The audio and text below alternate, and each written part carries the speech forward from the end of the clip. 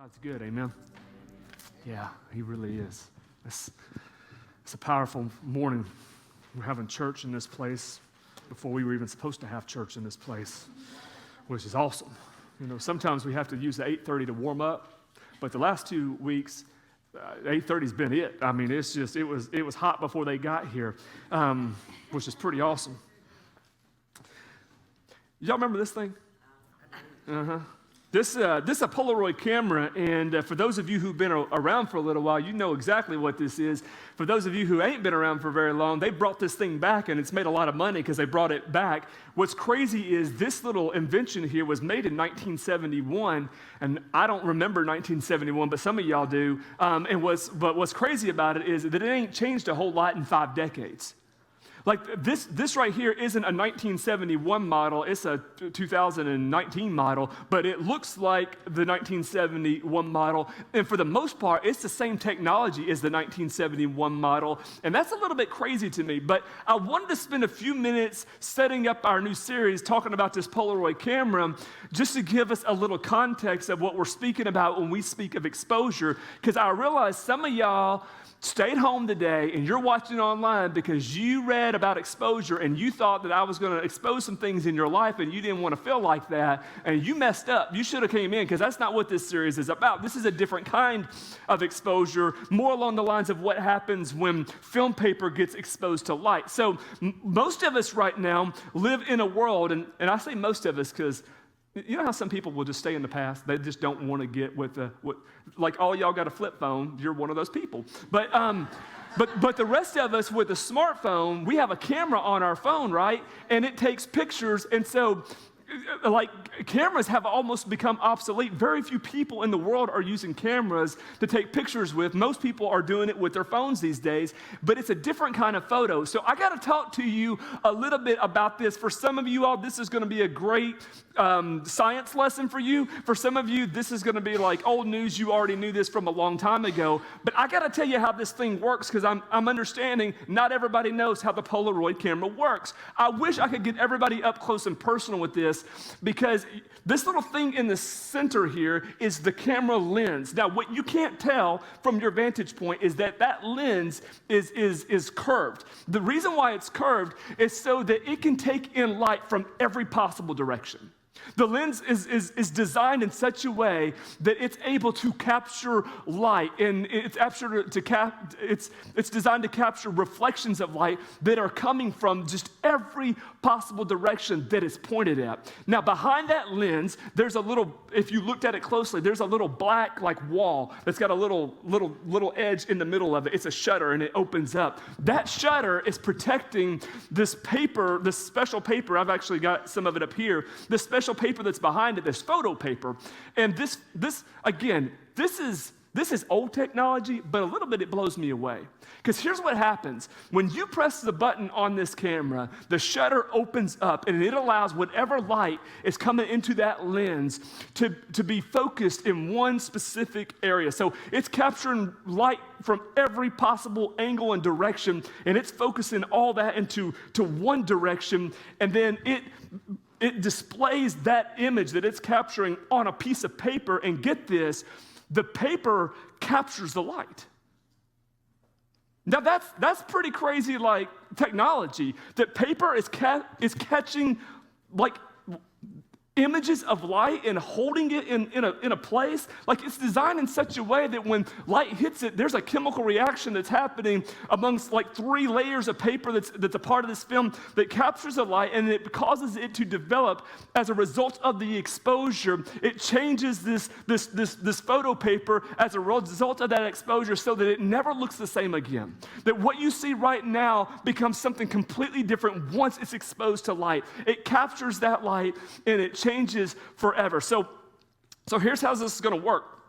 There's a flash on this, and I'll go ahead and tell you right now, we should take the picture without the flash. Because you remember back in the day when your mom or your grandma took your picture at Christmas time with the flash, and when you got the film developed, there was this like this Shekinah glory of the Lord over the picture that you had to look through to see. And it's so aggravating, right?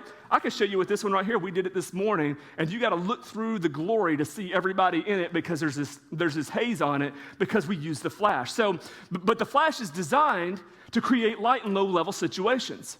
Because the lens is only capturing light that's being reflected or passed through the lens. It's got to have light to work, otherwise it won't work. So the flash is important. But for our illustration purpose this morning, I want you to see the flash.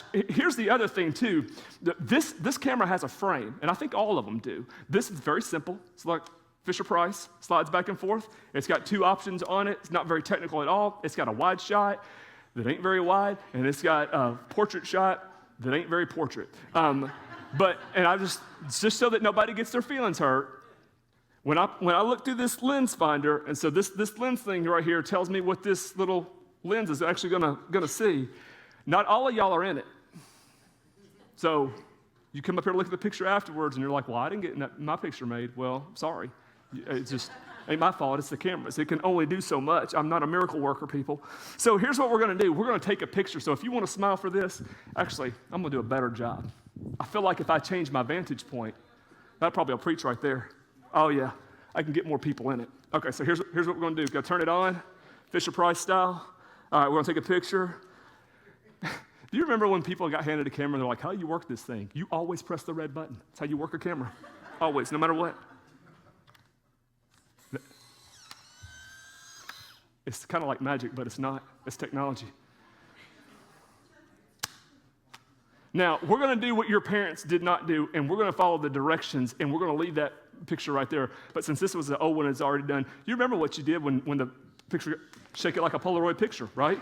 Because when you were shaking it, you were trying to get that sucker to do what it can do, but do it faster. But the directions say, don't shake the picture, lay it down, and it will develop, because as it's sitting there, it's being exposed to light, and if you're not careful, it will overexpose to light, and you won't have a very good picture. But we try to speed the process up by shaking it like a Polaroid picture and getting your thing to form, but it doesn't really work like that, or not well. Believe it or not, there's chemicals in all this white paper that's reacting with the light that's been captured on that paper, and that's developing the picture. But sometimes we try to speed the process up, you know?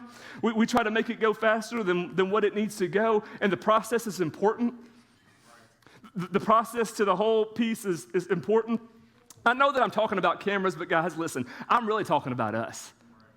Like, I know that the technology is simple technology. I know that, but at the same time, it's very complex. Like, it's a simple design and it's a simple camera. And people who know stuff about cameras would go, man, that's the most basic possible thing that you can get. And I understand all of that, but yet there's some complexities to that piece of equipment that just blows me away.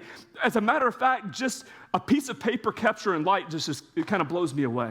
It's simple, but it's complex. And again, we're talking about a camera, but we're really talking about us, because God has created you. Even if you don't subscribe to this, even if you don't know if you believe this, if you'll just listen for a moment, I think you'll agree with me. You and I have been designed in such a way, if you can't go with you were created, you and I have been created in such a way that we are able to take in things from all different vantage points, from all different angles. You walk into a room and you are taking in information. You are processing stuff in ways that you probably don't even recognize that you're processing. Your eyes are processing what you see. Your ears are processing what you hear.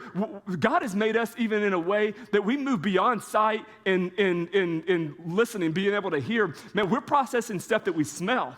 We're processing stuff that we taste. And even more complicated than that, we process what we feel. Now, that's a little bit crazy to me, that God has created us differently in that we can feel things. Like, you ever walked into a room or into a conversation or been a part of a conversation and you just felt like something was off? That you could feel it? That's a little bit like, I know that people would say, oh, human beings are simple, and I get what they're saying, I understand that, but the fact that we could walk into a room, nothing be said, and you feel what's happening in there? Like, that's complex. There's something to that. God has designed you in a way where you're able to take in what you see, what you smell, what you taste, what you hear, what you feel even. And exposure to those things, to whatever it is that we walked into, that exposure begins to change our life and impact our life in a way that will never be the same. For some of us, that exposure, it plants itself in a place that's in the conscious, and we can see it, and we can realize it, and we know what's happened in a moment. But some of it is in a place of subconsciousness, and we don't even recognize what's happening. It's something that's affecting us in a way that we don't even really see it on the surface, and that's what happens as we are exposed to things. Now, if I'm not doing a real good job of explaining it, maybe just hear this: what you expose yourself to is really important. What you allow yourself to be exposed to is really, really important. What you were exposed to when you were growing up and what you wasn't exposed to when you were growing up has affected your life. If for nothing else, it's affected you on a developmental scale. Like your development was affected by what you were or were not exposed to. It's really important what you are allowing yourself to be exposed to. It's really important what you are not allowing yourself to be exposed to. It's really important what you're allowing the people that you have influence over to be exposed to in your life. It's really important what you're not allowing people to have that you have influence over, what you're not allowing them to be exposed to in their life, because all of this is affecting them developmentally. And if you can't see it in yourself, you can at least see it in children. Like if you have a hard time seeing how what you're exposed to affects you, at least look at a child. And it's crazy to me. Children who don't receive the love and the care and the nurturing from a mom and a dad, or maybe not even one parent in their life, it affects them developmentally. It affects them, their emotional development. It affects their mental development. It affects their psychological development. It affects their spiritual development. And believe it or not, it affects their physical development. I mean, there are kids in orphanages in Russia. I don't know if it's true today, so let me go ahead and throw that out there. But it was true about 25 years ago because I had a seminary professor adopt some kids from there whose kids, he walks into a room. They adopt 2 infants from Russia. It's a room full of babies in cribs, and as they walk through, the only sound that you can hear in a room that's wall to wall filled with cribs with babies in them, the only sound that you can hear are the footsteps of the people walking through. Now, how in the world is a human being able to walk through a room filled with cribs of babies and they make no sound? Because they have been neglected to a point that they realize that when we cry, nobody comes. So they just stop crying. It's amazing when people aren't loved and cared for and nurtured, how that affects their development, not just from a mental, psychological, emotional standpoint, but even from a physical standpoint. What we expose ourselves to, what we allow ourselves to be exposed to is important. It matters. And if you can't see it in yourself, at least look at a child so you can understand it in yourself. Because what children are exposed to, man, it matters. Marshall, he gets exposed a whole lot right now to dinosaurs because that's what he's into. He's kind of like Ross Geller from Friends. You remember him? That was really into dinosaurs, and we hope that he grows out of it one day, but right now that's what he's into. So he'll start just acting like a T-Rex out of nowhere because he's gone into dinosaur mode, and he goes little claws and starts running at people and growling. You know what I love about the kid? He don't even care. Man, he can turn that sucker. He might be doing it in the nursery right now, and nobody understands what in the world he is doing. But he is acting like a T-Rex, running after people, growling at them, and they don't have a clue what's going on, and he does not care. I love that about him. I hope that never changes because I care too much about what people think. He cares nothing about what people, he don't even care what I think sometimes. Like I try to have a conversation with him and I don't think he cares, but I don't want to change that about him. The reason why he acts like a Tyrannosaurus Rex when he's around people, because he hasn't quite been exposed to things that you and I have exposed to, and that's why we don't do it when we get around people, right? But he doesn't know any better because he's got limited exposure. And his exposure has been limited to that. That's what he's into. So you see that come out in his life. Believe it or not, man, you're the same way. Your life is becoming an imitation in so many of ways of what you have allowed yourself to be exposed to.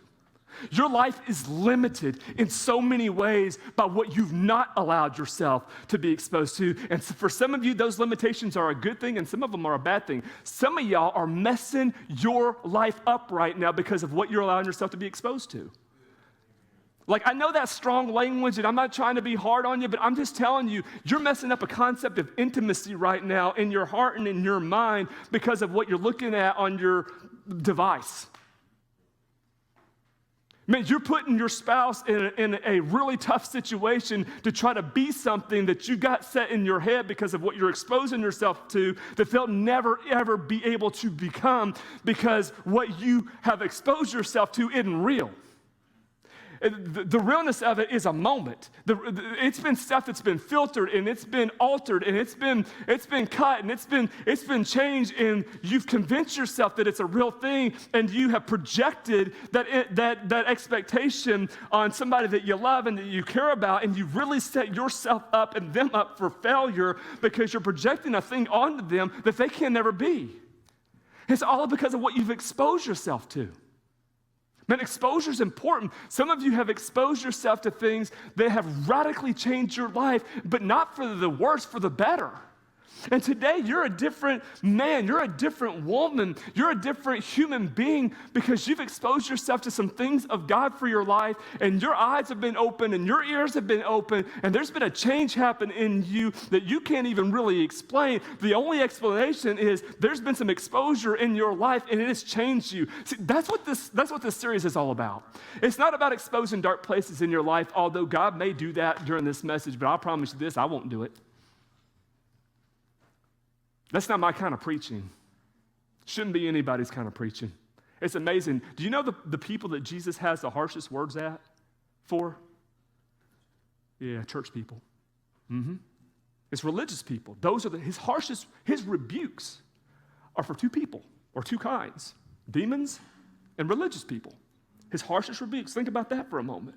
But the people who are far from God, man, he doesn't expose the darkness in their life. People who find themselves, we had a series one time, a message in that series, we talked about dabbling in darkness. Some of y'all can remember that one. He doesn't call that out of them. He exposes himself to them, and when they are exposed to the person and the life of Jesus Christ, that's the thing that changes their life. Not him trying to dictate or change behavior. No, he just allows them to be exposed to who he is, and that's enough to change him. Man, that ought to get some of y'all excited this morning, that just exposure alone to Jesus Christ is enough to change your life. That's what this series is all about. But the more you can be exposed to God, the more opportunity there is in your life to be changed by God. So we're going to go to the Gospel of Luke, the 19th chapter, and we've already been there this morning, and I know that that's a message for many of you that you've probably heard 15 times. You could preach it better than I can preach it. It's a familiar story, but I hope today that you hear so much more about this story than just a song that some of us can sing about him being a wee little man and climbing a sycamore tree. Because I'm telling you, there is so much more to this passage than that song. Like, I don't want to knock the children's song, but God is doing something greater than a children's song out of that passage. Because this is a story about a guy who met Jesus, and his life was changed forever just because of the meeting. If it can happen for Zacchaeus, man, I bet my life on it that it can happen here. If it can happen for Zacchaeus, I bet my life on it that God wants to do it right here today. And for some of you, he already has. For some of you, man, he already has moved in that way. So let me take us back to verse 1. This is chapter 19, verse 1. It says that Jesus entered Jericho and was passing through.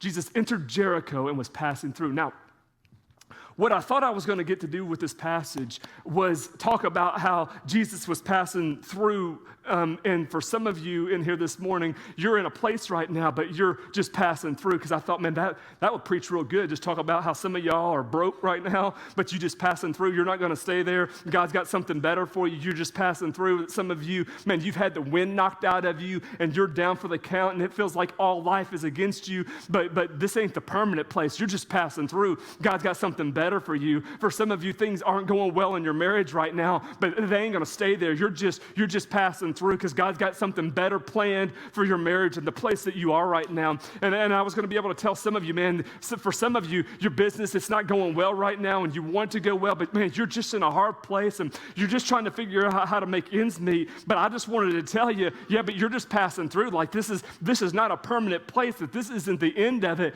This is just the beginning, because we say that all the time here. Man, God God's got something better for you. You're just passing through. And I was going to have you turn to your neighbor and tell your neighbor, I'm just passing through, because I don't care who you are. Man, that'll preach right there.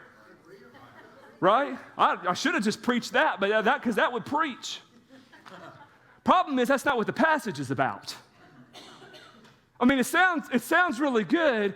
It does say that he was passing through, but it ain't that kind of passing through. Jesus entered Jericho and was passing through, but this is a different kind of passing through. It's not like he's at a place that's not his final destination. That's true. He ain't going to Jericho. He's going to Jerusalem. By the end of chapter 19, Jesus makes it to Jerusalem. So we could have talked about that.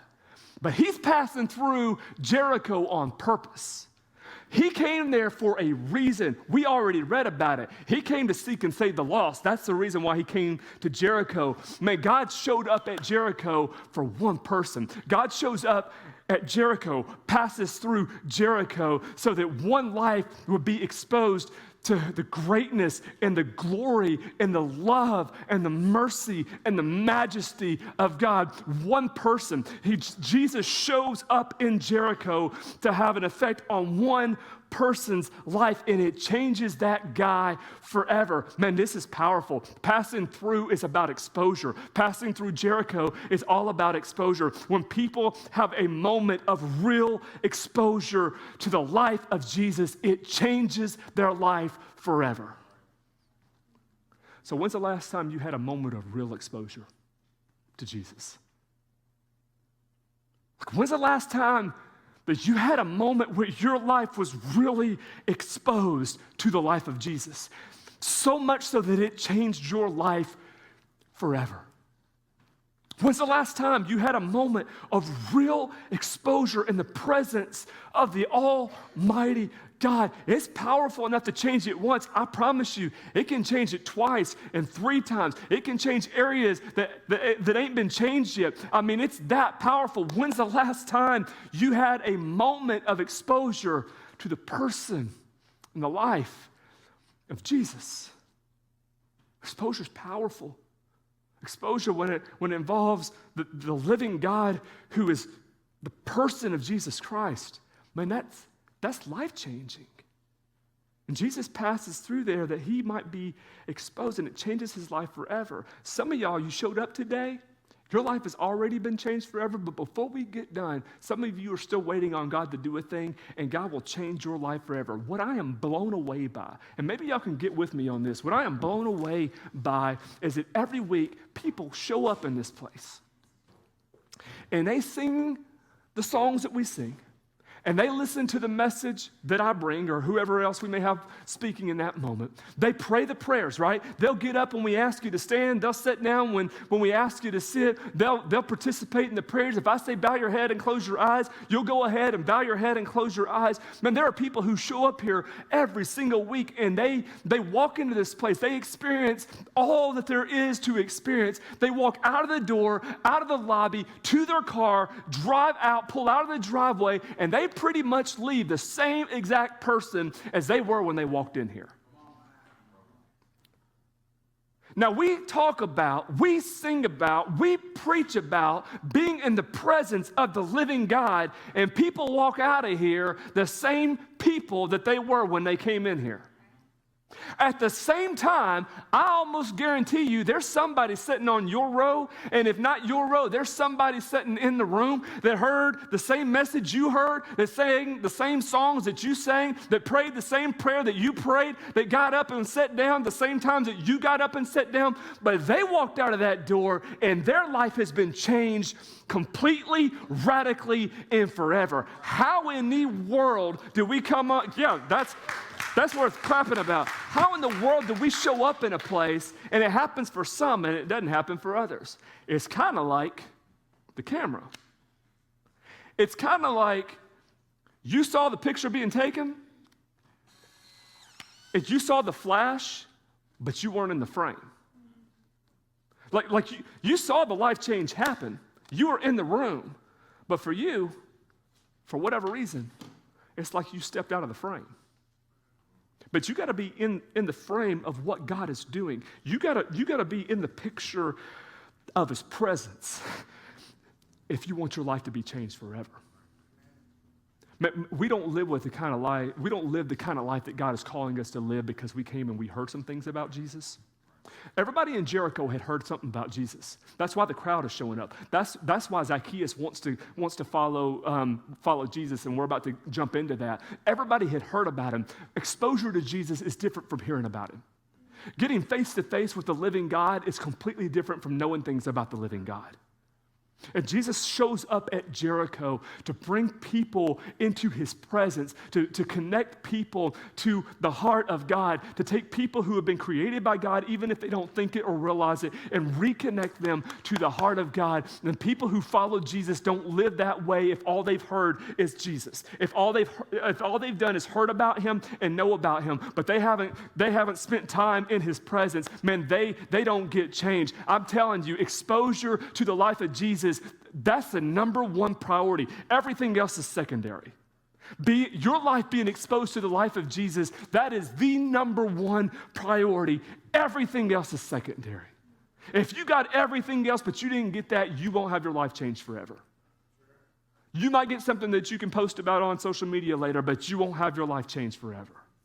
But if you will get face to face with the living God, man, that will change your life forever. Jesus is passing through Jericho. In verse 2, and it says, a man was there by the name of Zacchaeus. He was a chief tax collector and was wealthy. That simply means that he had tax collecting agents working for him. Okay, so he's a chief tax collector. Guys answer to and work underneath Zacchaeus. He was a chief tax collector and he was wealthy. Well, no wonder he's wealthy, because he's not just getting his cut from Rome, but he's also like a broker getting his cut from the people who work for him. Verse 3, he wanted to see who Jesus was, but because he was short, he could not see over the crowd. So he ran ahead and he climbed a sycamore fig tree, there's a song, to see him, since Jesus was coming that way. Now, I don't want to insult anybody's intelligence in here, but I want to make sure that we're all on the same page. Little Bible study for us for a moment. Nobody likes tax collectors. Look at your neighbor and say, nobody likes those guys. Yeah, nobody likes those. Nobody likes tax collectors. The reason why nobody liked tax collectors is because they were all traitors. Like in the Hebrew world, Rome basically established people of that culture to collect taxes from the people of their culture, because who knows the culture better than the people of it? So you find people that are local so that they can't, bypass the system, and you can get every bit of what you can possibly get out of them if you'll just use local people. So they inscribed locals to be tax collectors. The problem with that was that the tax collectors didn't make a whole lot of money. So if you wanted to get wealthy off of it, you just added a little tax onto it. So it's kind of like when you went to the IRS, and no offense if you work for the IRS in here, we're not talking about you, we're talking about them. But you went to the IRS to pay your taxes for last year, and you thought you were going to be in the 15% bracket, but lo and behold, you were in the 20% bracket. Well, that would kind of be their situation, except that they really weren't in a 20% bracket, they were in a 15% bracket. The tax collector just added on 5% so he could take a cut of it. And they had absolute power to do it. Nobody could stop them. As a result, they became incredibly wealthy, but they had a reputation, because not only were they traitors, they were crooks, because they would steal from you. They would steal from you, and you couldn't do anything about it. Now, that's enough setup. Watch what happens in the story. Jesus comes to Jericho. Scripture says Zacchaeus, this chief tax collector, the guy nobody likes, Jesus shows up, is walking through town. It says that he wants to see Jesus. This is so powerful. He hasn't seen Jesus physically with his eyes. He's never been face to face with God. This is going to be a first encounter, but he's heard about Jesus, and something about what he's heard wants him to go and get face to face with Jesus. So he wants to get to where he is. What I think is interesting about the story, and what we should learn from this story as a church, is nobody helps him get to Jesus. Nobody is helping create an opportunity for Zacchaeus to get face to face with Jesus, because we do that sometimes. We all have people in our life that are not like us that we don't like. And for some reason, people that we want to be compassionate towards, we'll get those people to Jesus. People that we don't like, that we want to see bad for, that we want to see them get what they deserve, man, we won't get those people to Jesus. Nobody wanted to get Zacchaeus to Jesus. Nobody wanted to create an opportunity for him to get face to face with Jesus. Man, don't let what you think about somebody, don't let their behavior, what they've said, cause you to put up a roadblock in a wall from getting them face to face with Jesus. Everybody needs to get face to face with Jesus. We ought to be a people that is bringing everybody face to face with Jesus. It's our highest calling. This is an important part of us being the church of Jesus Christ. There's nothing more important than that. Man, we see a woman who's down on life and her husband's left her and she's got no money left and she's trying to figure out what to do with the kids, and we'll bring her to Jesus. Man, you need to get to church and get around the community of believers, and man, you need to give your life to Christ and let God do a powerful work, and we'll come alongside of you to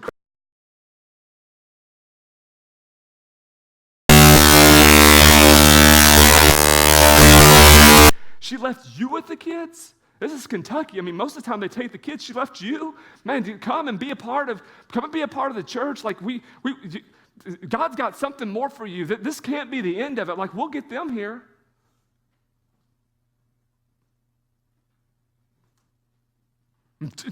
Grandchild commits suicide.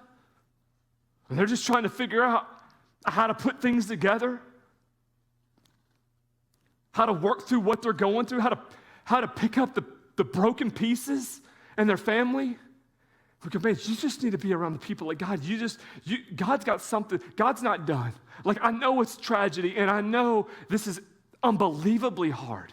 But, man, God's not finished, and God's going to do something with this. I just don't know what that looks like. Or you just lost a baby. I don't even know what to say. I don't know how to help you get through this, but I'm just telling you, if you can have a little bit of faith to believe it, that maybe God's got something for you.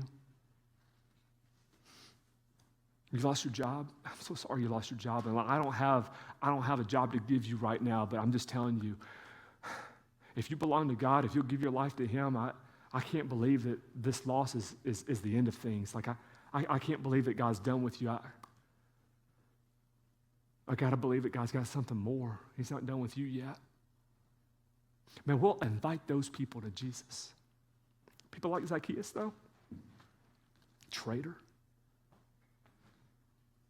I don't like his lifestyle. I don't like the way he talks. I don't like his behavior. I don't like what he does with his time. Man, I want him to meet Jesus. It's like he gets a pass for all that. I had to pay for my mistakes. I had to pay for all the stuff that I did. But he ought to have to pay for it too. It's interesting that there are some people that we're willing to openly make a way to Jesus, and for others we don't. And this guy wants to see Jesus. He wants to. And he will stop at nothing to get to him. Listen, want to is incredibly powerful. For some of you, the want to in your life has moved you from the place of where you were to the place you are right now, simply because the want to in your life was powerful enough. For some of you right now, you are business owners because you wanted to be a business owner. There was enough want to in you to move you from not being a business owner to being a business owner, because you ain't always been one, but today you are one because there was enough want to in you to move you from where you were to where you are. Some of you in this room are teachers, and you have this incredibly high calling of teaching young people and being an influence on young people's lives. And even beyond that, you have an influence in parents' lives and co-workers' lives. And you weren't always a teacher. You weren't born a teacher, but you had enough want to in your life that moved you from where you were to the place where you are now. And it was all because of want to. Some of you are nurses or doctors, medical professionals in this room because you had enough want to get you from where you were to where you are right now. That want to was powerful in your life. It's changed your circumstance. For some of you, man, you've given your life to serve in your country, and that's an incredible sacrifice. Now recognize that in you. Not everybody wants to do that, but you weren't just born that way. You didn't get born into that. There was enough want to inside of you to move you from where you are to where you are right now. Want to is powerful, but it ain't enough. There's something more than just our want to. The scripture says he wanted to see Jesus. Had he left it right there, Jesus would have walked by and he never would have seen him. The scripture says he wanted to, but he couldn't because of the crowd, and he was too short. He was vertically challenged. I don't know if he had little man syndrome, but he was a little guy, and he couldn't see above the crowd, so he had to do something if he really wanted to see Jesus. So the scripture says, so he ran. That's what it says. So he ran ahead and climbed a tree. We made the song up about the image of him climbing a tree, but what happens for him to get to that tree is powerful. He wanted something bad enough that he was willing to run to get it. Look at your neighbor. I want you to tell him something. Just tell him this.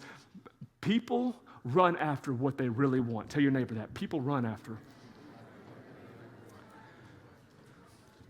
Yeah, people run after what they really want. If you have any question about what you really want in your life, man, pay attention to what you're running after. If you got any question about who the people around you, what they really want in your life, man, pay attention to what they're running after. People run after what they really want. People will go after what they really, don't listen to what's coming out of their mouth. People will tell you something from their mouth, and it'll be one thing, but if you'll look at what they're running after, it'll be a total different thing. If you want to know what people really want, pay attention to what they run after. Because that's what tells the story. People run after what they really, really want. And you owe it to yourself to know what you're running after. Because you can run after things that will change your life for the better, and you can run after things that will change your life for the worst. But for some of you, you've ended up in the place that you're in because you've ignored all wise counsel.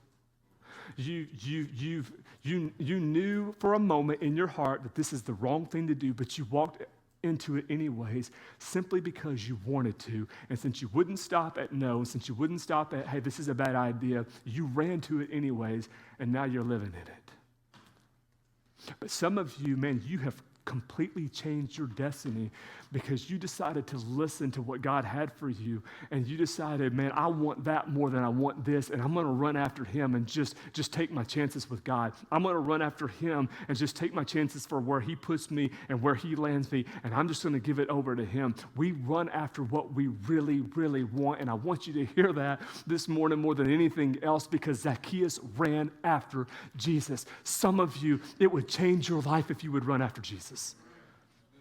If you would stop running after whatever it is that you are running after right now and change your want to Jesus, man, that would change your life. If you could change your want to from whatever it is that you want to Jesus and let him work out some of the details, that would change your life forever. But you got to run to him. The reason why Zacchaeus' life is forever changed, and we're about to walk right into that, is because he ran to Jesus. He refused to be stopped. He had to get to where Jesus was. Watch this. He ran ahead. He climbed the tree as Jesus was coming that way. Verse 5, when Jesus reached the spot, he looked up and said to him, this is so powerful about God. You know, Jesus could have kept walking. He could have totally ignored that dude. Because he got what he wanted, right? Climbed the tree. He wanted to see Jesus. Jesus could have glanced up at him, maybe not even glanced up at all. He could have kept talking to the person to his left and right and kept on walking. And it would have sufficed for what he wanted in that moment.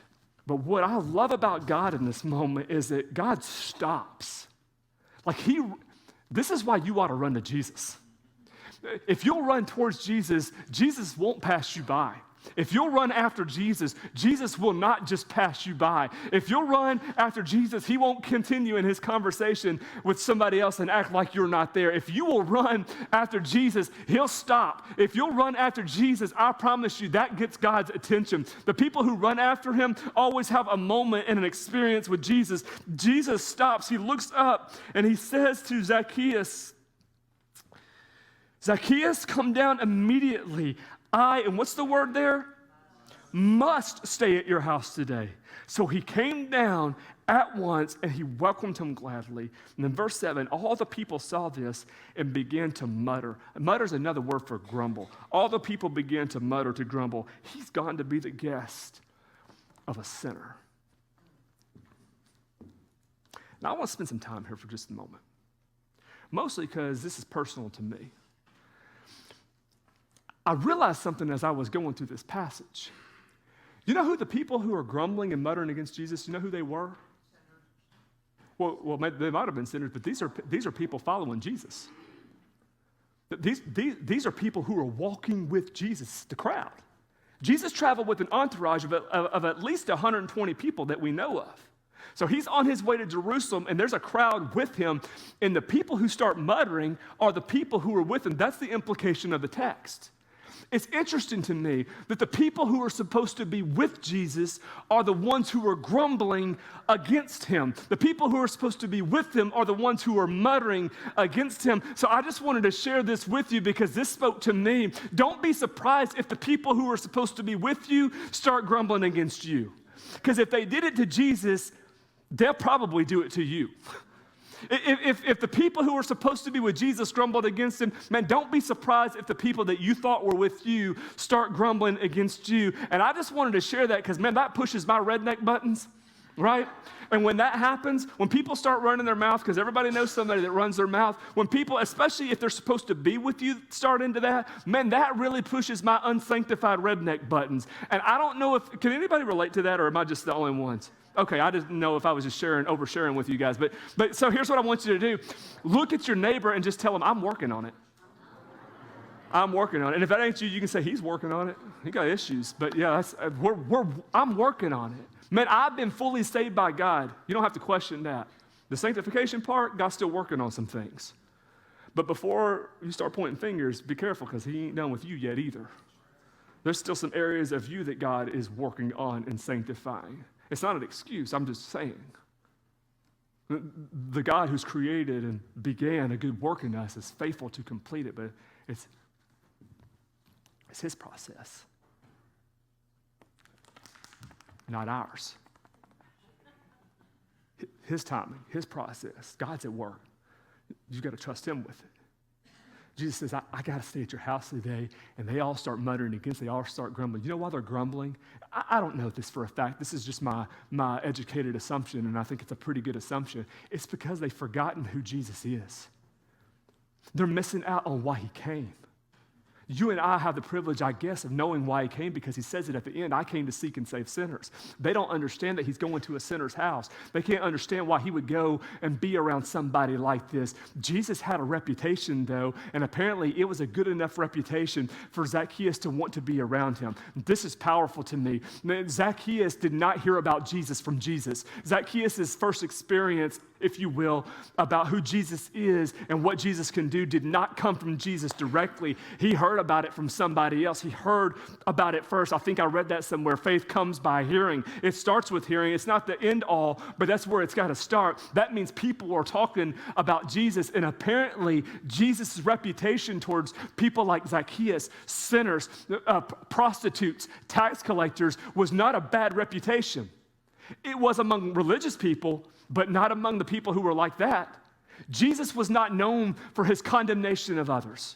See, for some of you, the reason why your kids don't want to talk to you anymore is because whenever they're around you, you just condemn them. Was that too hard? I'm sorry. For some of you, the reason why your spouse doesn't talk to you about things anymore is because all you want to do is condemn and complain.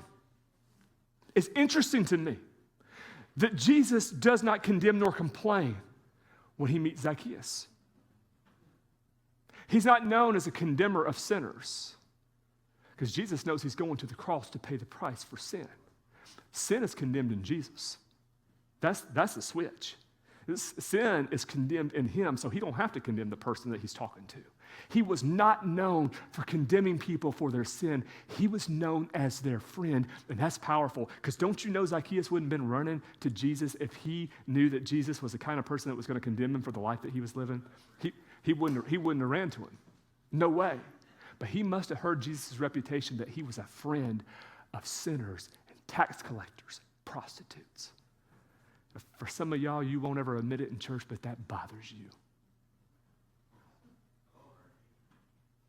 It bothers you because you look at people's sin in their life and you just can't stand it. And Jesus was a friend. He didn't do what we church people do and say, well, I love them, I just don't like them. He loved them and he liked them. Because you don't eat meals with people you don't like. but he would go to their house and have dinner. He would go to their house and have lunch. You don't go over to people's houses you don't like, because this is America. We got choices, right? Got my own home. But Jesus would go and spend time with these people, and Zacchaeus ran to Jesus. See, you won't run to people who will condemn you. Don't miss this part. This is powerful right here. Man, we won't run to people or to situations, to circumstances, to things that we believe are going to condemn us, to make us feel like we're less than. But man, people will run in a heartbeat to a person, to a substance even. I'm not saying that's right, but they will do it. They will run to a substance, an idea, a person who they believe has the ability and the power to change their life. Man, it happens every day. People run to stuff that they think can change them, change their thinking, change their perception, change their situation. People will run to that kind of stuff. Man, Zacchaeus is running to Jesus. He wants to see Jesus. He gets to where Jesus is, and Jesus doesn't pass him by. Zacchaeus, you got to come down out of that tree. I didn't want to just pass by and let you see me. Man, I want you to be fully exposed to who I am and what I have for you. You got to come down out of that tree right now. I got to spend the day at your house today. Zacchaeus is already experiencing something that my prayer is that we all experience. His life is being changed before Jesus ever even shows up at his house, because Jesus changes people's lives. He doesn't condemn them for their sin. He pays the price for it and says, you ain't got to live like that anymore. I got something better for you that I'm calling you to. All you got to do is step into it. That's what's happening with Zacchaeus in this moment. Jesus says, I got to stay at your house. You got to come down out of that tree, and don't listen to what everybody's grumbling about. Don't listen to what everybody's muttering about. Don't let what they're saying and what they're thinking keep you from getting to me. That's a word for somebody this morning. Don't let what people think about you, what they say about you, how they try to roadblock you, keep you from getting to God.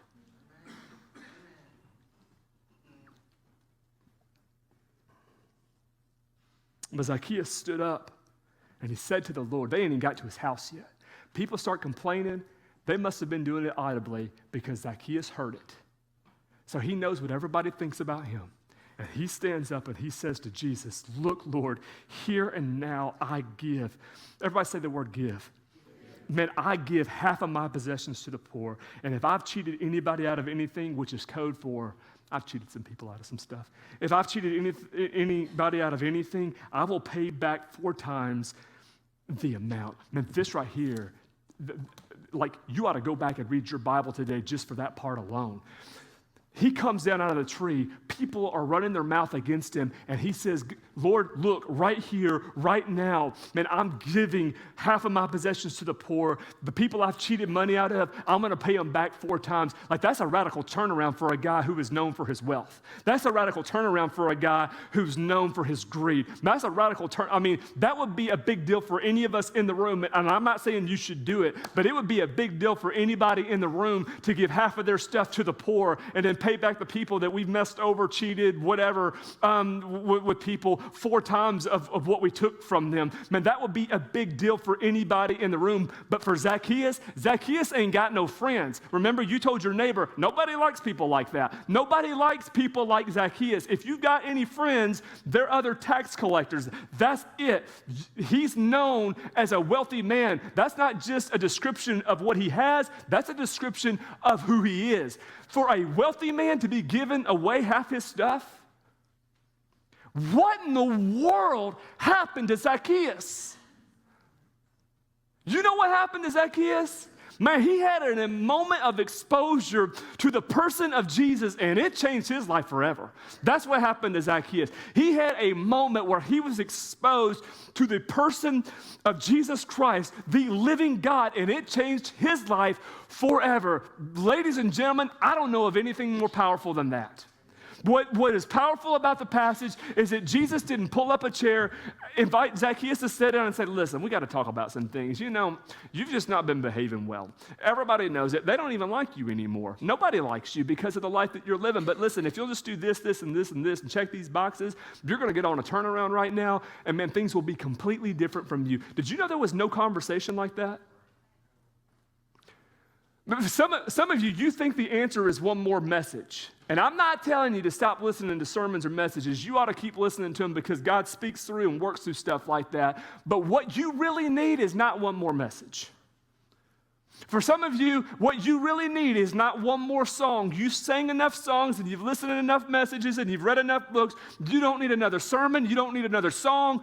You don't need another prayer. You don't need a seminar. You don't need an experience with a group. Like, you don't need any of that. What you need more than anything else is just a moment where your life is exposed to the life of the living God. That'll change you forever. One moment of exposure, real exposure, face to face with Jesus is enough to change your life forever. Amen?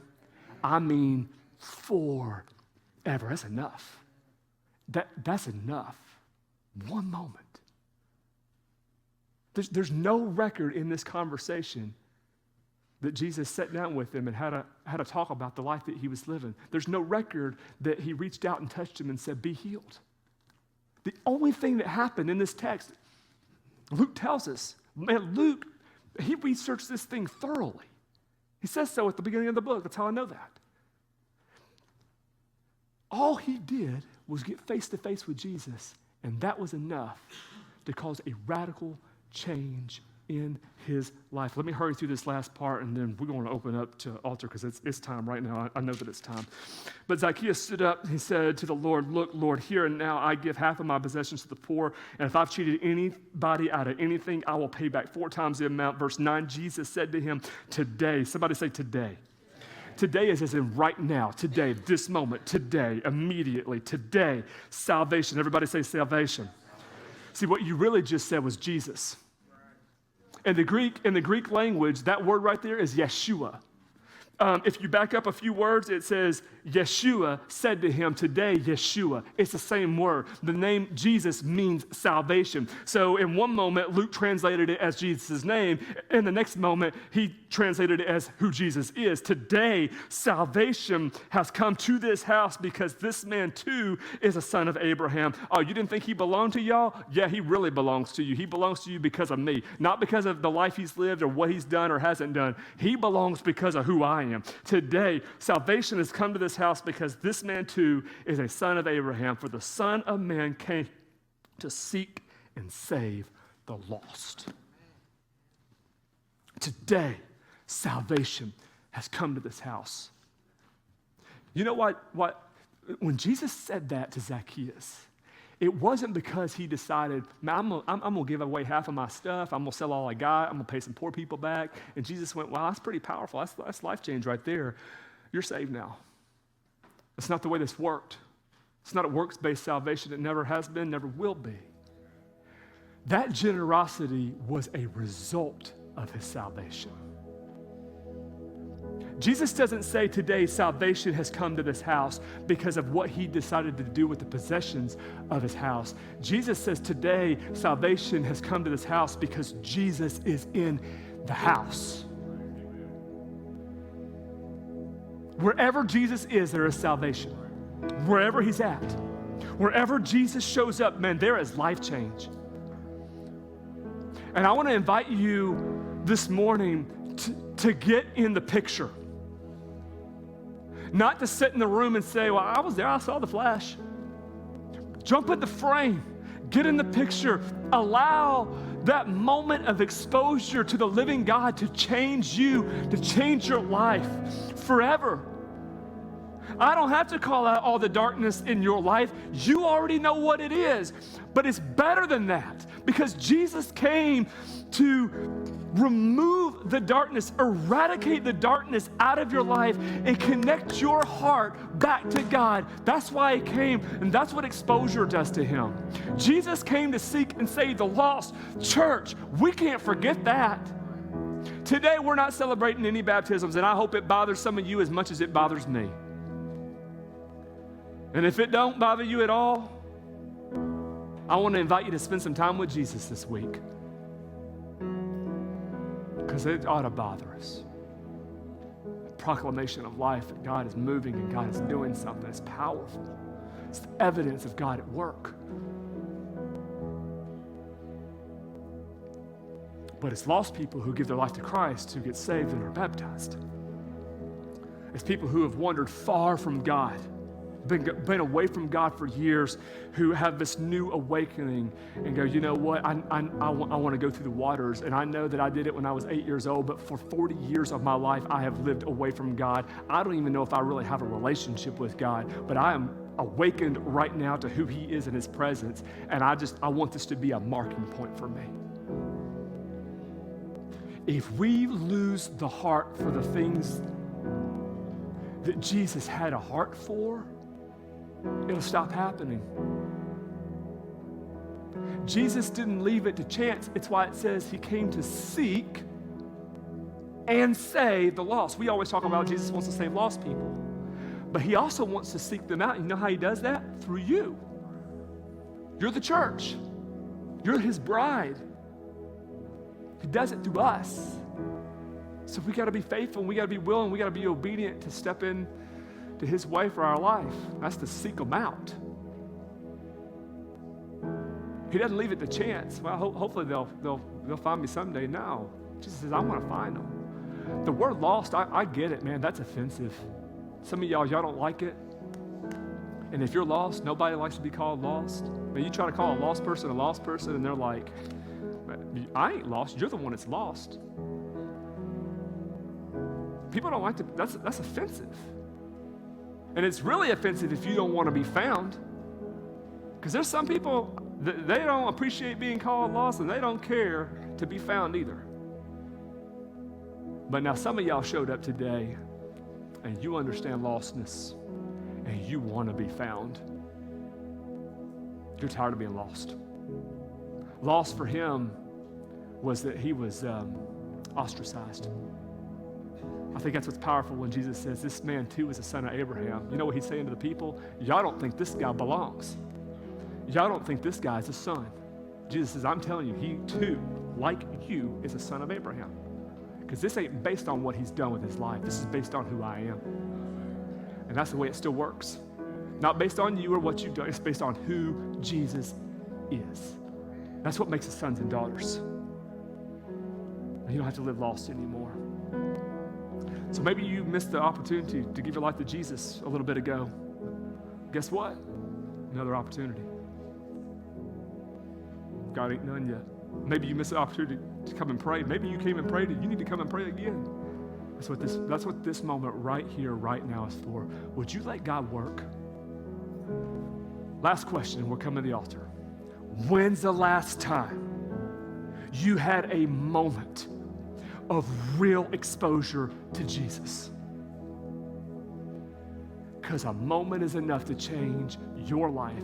It's enough to change your despair, your brokenness, your darkness forever.